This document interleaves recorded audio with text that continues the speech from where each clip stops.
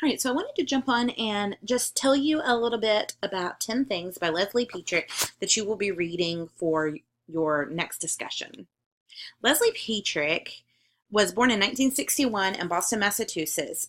She was raised in Iowa and currently lives in Alexandria, Virginia, which is right outside of Washington, D.C.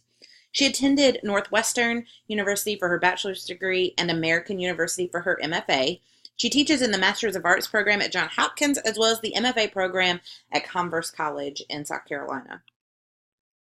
She has a variety of works. She has three major novels: Pears on a Willow Tree, A Year and a Day, and Silver Girl, which was just released this year, as well as one short story collection, This Angel on My Chest, which was published in 2015.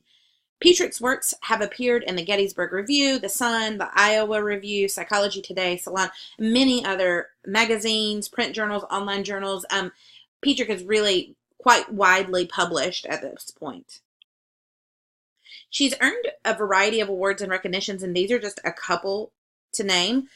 First, in 2015, she won the Drew Hines Literature Prize for This Angel on My Chest. Additionally, in that same year, Kirkus named This Angel on My Chest as one of the 16 best short story collections of 2015. This is an important honor because Kirkus really reviews all of the novels and short stories that are released each year. And so to make one of their list is kind of a big deal, particularly because Kirkus and their reviews are really what people look to figure out just how good a book is. She also received fellowships for Breadloaf Writers Conference and C1 Writers Conference, which are both prestigious conferences for writers. Additionally, she was the founder of Redux, which is an online journal of previously published works that do not appear in other places on the internet. In her works, we often see several recurring ideas and themes, such as the unkind and idiotic ways people treat themselves and each other, widowhood, grief and bereavement, untimely death, and coming of age. We really see her tackling the idea of coming of age, particularly in Silver Girl, which was released earlier this year.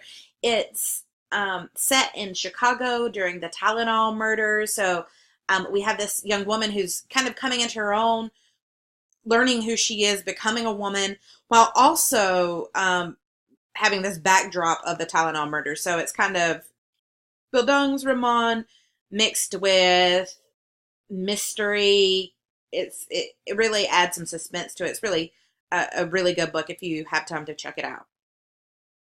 This Angel on My Chest, which I mentioned earlier, the short story collection, features linked stories, and each story is linked in a unique way in that each story features a young widow managing her grief. So it's a young woman, 20s, early 30s, who maybe mid 30s, who has experienced her husband dying, and it's really dealing with her grief.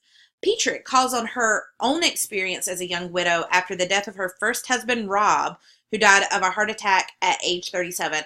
And in this collection, she laces fact with fiction. It's important to understand that while Petrick did have a husband who died at 37 while she was age 35, she is not the main characters. Each short story in this collection is a work of fiction, but there are some truths from her own experience, her own life in that.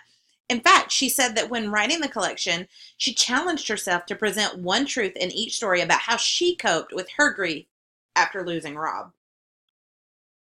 And 10 things, I want you to look for a couple of things, and this will help you as you are moving toward your discussion and then potentially an essay later on in the unit.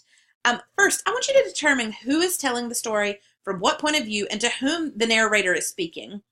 Next, I want you to consider how the story is structured and how that's different than maybe other stories that you might have read either in this course or a different course. And consider, why is this effective? Why is this a good way to tell this particular story? And then I want you to parlay that idea into considering, what's the purpose of the story? What is it that Petrick is revealing to her reader, and why is it important? All right, that's all for you right now. But as you're reading, as you're completing your discussion board, should you have any other questions, please let me know.